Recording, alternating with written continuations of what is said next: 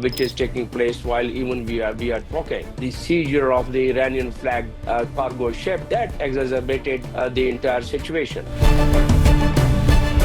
And Pakistan, I'm sure they have intensified it further. China is the biggest stakeholder. There is an intense diplomacy which is going on, and that is multi-layered and multi-dimensional diplomacy.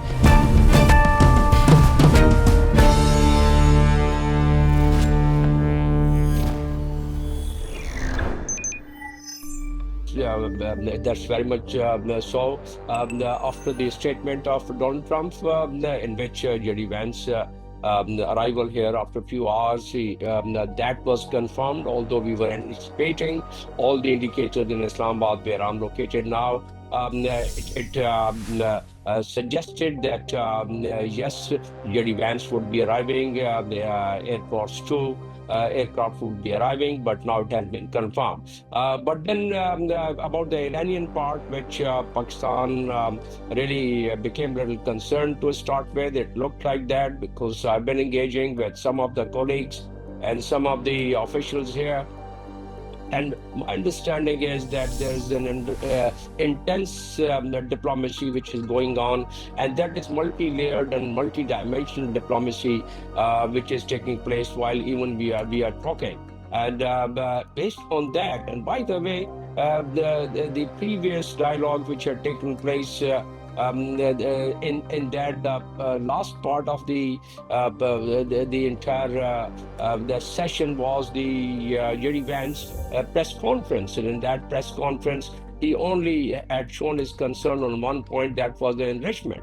Then the subsequent development, which was the yesterday's development of the seizure of the Iranian flag cargo ship, that exacerbated the entire situation. And that, although is not very difficult point to be resolved, and Pakistan, I'm sure, has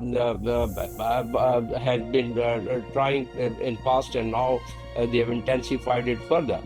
Before the dialogue, the last dialogue and the forthcoming dialogue, in between, there are a lot of things has happened. The Chief of Defense Forces of Pakistan, Field Marshal Asim Munir, has also stayed there in Iran, where he engaged with multiple players, stakeholders in Iran, those who matter.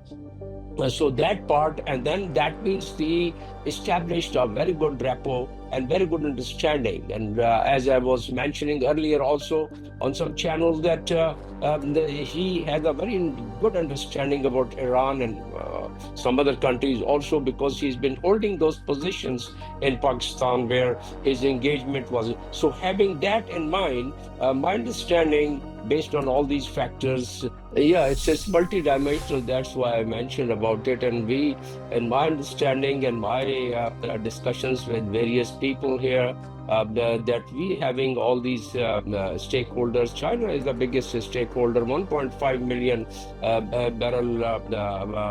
They take the oil from here, and many more interest, because they also have 25 years strategic agreement of $400 billion with Iran, and they have about 6-7 agreements with Iran. So having that in mind, but Pakistan and Iran, not only for in this matter, they've been having people-to-people relation, they've been having institution-to-institution relation, and now with the efforts of Pakistani leadership, that has further been augmented and intensified. Now China, so far, China and Russia is concerned, they are the stakeholders in this region. They are the members of SCO. Iran is a member of SCO and ECO. So there are common interests, but China and Pakistan, they mostly on all multilateral, most of the multilateral platform, China and Pakistan, they do consult each other, and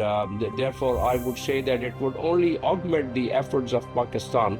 And Pakistan has been, the confidence has been reposed on Pakistan to really carry on with this because of its natural advantages. 900 kilometers of boundary which we have with Iran, and as I was mentioning, that we have people-to-people relation and institution-to-institution relation, and therefore we have better access in Iran